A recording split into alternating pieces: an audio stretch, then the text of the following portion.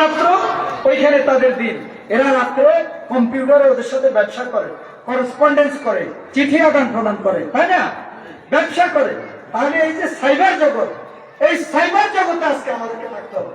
শুধুমাত্র আমরা মাঝে ময়দানে লড়াই করলে হবে না, এই সাইবার জগতেও আমাদেরকে সক্রিয় থাকতে হবে।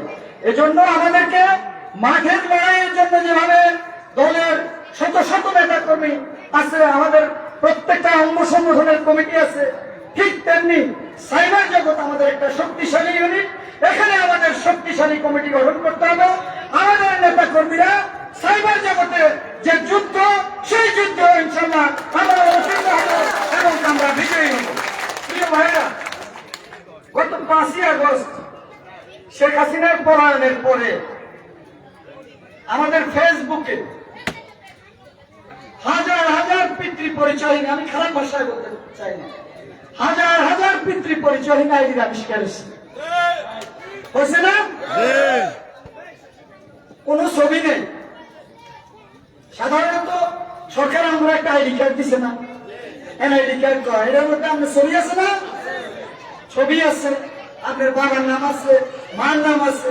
ফেসবুক আইডি খুললে আপনার নাম দিয়ে আপনি খুলবেন, আপনার মোবাইল নাম্বার দিবেন। কিন্তু দেখবেন কিছু পিতৃ পরিচয়হীন আইডি আছে, এগুলো 5 তারিখের পরে আবিষ্কার হয়েছে। 5 তারিখের পরে এই সমস্ত বীরের জন্ম হয়েছে। এর আগে কোনোদিন এদেরকে আমরা ফেসবুকে একটা বিবৃতি দিতে দেখি নাই। এখন বিএনপির বিরুদ্ধে ডেলি 15টা বিবৃতি দেয়, 15টা স্ট্যাটাস মারে। কি মারে? কোন বিএনপির লোকেরা বাস স্ট্যান্ড দখল করছে।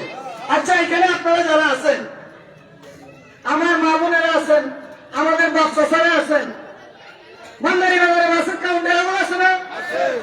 জকসিং বাজার আছে না? বটতলী আছে না?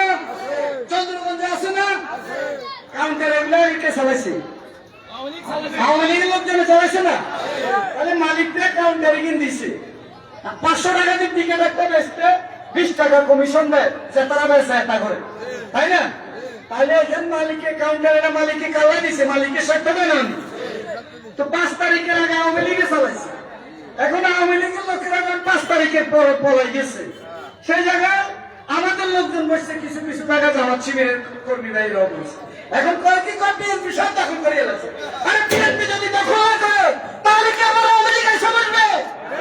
তাহলে আমরা কি বলবো? যারা বিএনপিকে চায় না তারা আওয়ামী লীগের সন্ত্রাসীদেরকে আবার সেই কাউন্টারে পাঠাতে চায়।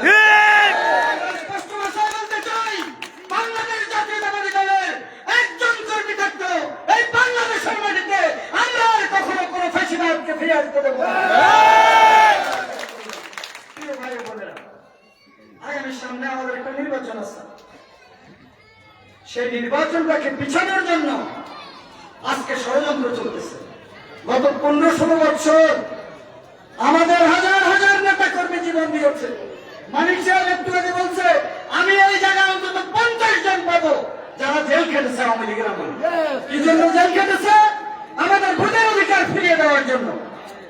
মেম্বরি ভোট কোন, চেয়ারম্যানি ভোট কোন, উপজেলা কোন, ভাইস চেয়ারম্যান কোন, এমপি কোন, কোন ভোটে মানুষ ভোট দিতে পারছে আওয়ামী লীগের পারে নাই। আর আমাদের নেতা তারেক রহমান লন্ডন থেকে প্রতিনিয়ত বলেছে, আপনার ভোট আপনি দেন, যাকে খুশি তাকে দেন। বিএনপির কাজ হলো আপনার ভোটাধিকার প্রয়োগের স্বাধীনতাকে প্রতিষ্ঠা করার কাজ আমাদের। মানুষের ভোটাধিকার ফিরিয়ে দেওয়ার জন্য আন্দোলন করেছি, লড়াই করেছি, জেল খেটেছি। আমাদের নেতা কর্মীরা গুম হয়েছে, আমাদের হাজার হাজার নেতা কর্মী জীবন দিয়েছে মানুষের ভোটাধিকারের জন্য। এখন হাসিনা পালাইছে, দেশে একটা ভোট হইব, একটা গণতান্ত্রিক সরকার আসবে। এখন এই যে নতুন 5 তারিখের পরে বীর সিপাহ সালাররা আসছে, ওরা এখন ভোট দিলে বিএনপি আইব, এলাকায় ভোট দেন যেত, ভোট দিলে বিএনপি আইব। কালকে ফেসবুকে দেখছি এক বুড়িয়া গালাগালি করে, ওরা আওয়ামী লীগের মাইক খায় পাঞ্জাবিতে ভোট দিচ্ছে, এখন এখন পিয়ার কয় পিয়ার। এই 17 বছর তাদের কাছে কোনোদিন পিয়ারের কথা শুনছেন?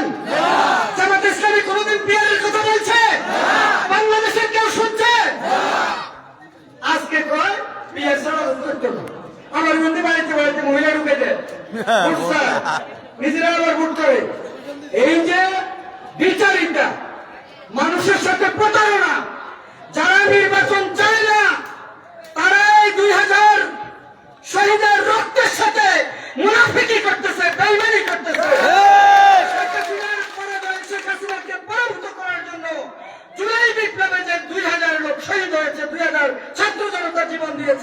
30,000 ছাত্র জনতা আহত হয়েছে, বন্ধুত্ব বরণ করেছে, চোখ হারিয়েছে। আজকে যারা নির্বাচনকে প্রতিহত করার জন্য ষড়যন্ত্রে লিপ্ত, তারা ওই আহত নিহতদের সাথে প্রতারণা করছে, বেইমানি করছে। আমরা বাংলাদেশ জাতীয়তাবাদী দল 15 বছর সংগ্রাম করেছি, লড়াই করেছি মানুষের ভোটের অধিকার ফিরিয়ে আনার জন্য। ইনশাআল্লাহ আগামী ফেব্রুয়ারিতে যে নির্বাচন হবে, সেই নির্বাচনে একটি গণতান্ত্রিক সরকার প্রতিষ্ঠা করে আমরা শহীদের আত্মার প্রতি সম্মান জানাবো। প্রিয় ভাই এবং বোনেরা, আজকে আমার বোনদের উদ্দেশ্যে আমি বলতে চাই, আমাদের মায়েদের উদ্দেশ্যে আমরা বলতে চাই, দেশের অর্ধেকের বেশি জনসংখ্যা মহিলা। আমাদের যে ভোটারের অর্ধেকের বেশি আমাদের নারী সমাজ। আমাদের নেত্রী বেগম খালেদা জিয়া সর্বপ্রথম, আপনাদের মনে আছে কিনা, ক্লাস 8 পর্যন্ত মেয়েদের অবৈতনিক শিক্ষার ব্যবস্থা করেছে আমাদের নেত্রী বেগম খালেদা জিয়া। এরপর মাধ্যমিক স্তর, উচ্চ মাধ্যমিক স্তরে উপবৃত্তি চালু করেছে আমাদের নেত্রী বেগম খালেদা জিয়া। আমাদের নেত্রী বেগম খালেদা জিয়া বাংলাদেশে গণতন্ত্র প্রতিষ্ঠা করার জন্য 6টি বছর কারাগারে কাটিয়েছে।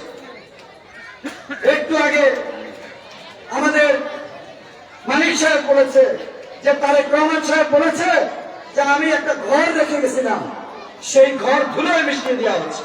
জিয়াউর রহমানের বাড়িটা ঘুরিয়ে দেওয়া হচ্ছে, সেখানে আজকে বহুতল বিল্ডিং হয়েছে। তারেক রহমান সাহেবের ভাই কত মারা গেছে। আমাদের নেত্রী বেগম খালেদা জিয়ার চেহারা দেখেছেন আপনারা? এখন কেউ ওনার চেহারায় ব্যাপক পরিবর্তন হয়েছে, অসুস্থতা ওনাকে গ্রাস করেছে। আমরা আল্লাহর কাছে দোয়া করি বেগম জিয়া যাতে সুস্থ থাকে। যেই গণতন্ত্রের জন্য, যেই নির্বাচনের জন্য দেশনেত্রী বেগম খালেদা জিয়া 6টা বছর কারাগারে কাটিয়েছেন, একাকী জীবন কাটিয়েছেন, কোন অপশক্তির কাছে মাথা নত করেন নাই, কারো কাছে তিনি পরাজয় স্বীকার করেন নাই। আমরা আগামী নির্বাচনের মধ্য দিয়ে গণতন্ত্র প্রতিষ্ঠা করে আমাদের নেত্রীর প্রতি শ্রদ্ধা জানাবো। আমাদের নেত্রীর যে ত্যাগ, সেই ঋণ আমরা পরিশোধ করার জন্য চেষ্টা করবো। প্রিয় ভাই, আজকে আমি আর কথা বলবো না। আজকে যে জিয়া সাইবার ফোর্স আছে, সাইবার ফোর্সের কাছে আমার অনুরোধ থাকবে, সাইবার ফোর্স কারা হবে? যারা লিখতে পারবে, যারা ফেসবুক চালাতে পারবে, তারা সাইবার ফোর্সের সদস্য হবে।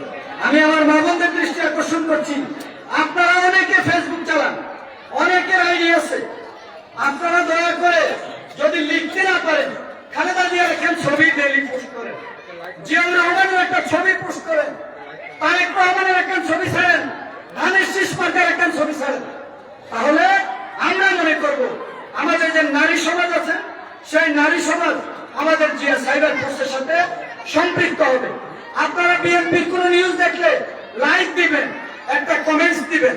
তাহলে জামায়াতে ইসলামী, আমি নাম উল্লেখ করতে চাই না, যেই মাধ্যমে বিএনপির উৎসাহনা করতে গিয়েছে ফেসবুকে, আজকে সেই ফেসবুক তাদের জন্য কিন্তু কালো দাঁড়াচ্ছে। আজকে দেখবেন এতদিন তারা বিএনপির বিরুদ্ধে অপপ্রচার করেছে, কিন্তু মানুষ একটা সময় প্রতিবাদী হয়। আজকে বাংলাদেশের মানুষ জেগে উঠেছে। আজকে ফেসবুক খুললেই আপনি দেখবেন তাদের যে অপকর্মগুলা বাংলাদেশের বিভিন্ন জায়গায় দেখবেন, জায়গা জমি সংক্রান্ত বিরোধে তারা জড়িত, মানুষের জায়গা জমি কিনে বেচা নিয়ে হাউজিং করে হাউজিং ব্যবসায় মানুষকে নিঃস্ব করে দেওয়ার কাজে তারা জড়িত। বিভিন্ন ওই যে এনজিও কি বলে, ঋণ দেয় সমিতি, এই সমস্ত জায়গায় তারা জড়িত। তাদের এই সমস্ত অপকর্ম এখন আপনারা ফেসবুকে দেখতে পাবেন। আপনারা যদি যখন প্রতিবাদী হবেন, তাদেরকে মোকাবিলা করবেন, তখন দেখবেন তারা তাদের অপপ্রচার এবং বিভ্রান্তি ছড়ানো পোস্ট দেওয়া তারা বন্ধ করবে। প্রিয় ভাই বোনেরা, আপনাদের সবাইকে আমি আবারও আমার অন্তরের অন্তঃস্থল থেকে ধন্যবাদ জানাচ্ছি। আমরা চলে যাব, আপনারা প্রজেক্টরের মাধ্যমে আমাদের নেতা তারেক রহমান সাহেবের এই সাক্ষাৎকারটা দেখবেন এবং ওনার বক্তব্যগুলো মানুষের কাছে তুলে ধরবেন, এই প্রত্যাশা রেখে, এবং আগামী দিনে আপনারা ধানের শীষ প্রতীকে ভোট দিয়ে বিএনপির প্রার্থী, আগামী দিনের প্রার্থী শহীদউদ্দিন চৌধুরী আলীকে জয়যুক্ত করবেন এবং তারেক রহমানকে বাংলাদেশের প্রধানমন্ত্রী পদে আসীন হতে আপনারা সহযোগিতা করবেন। এই প্রত্যাশাটা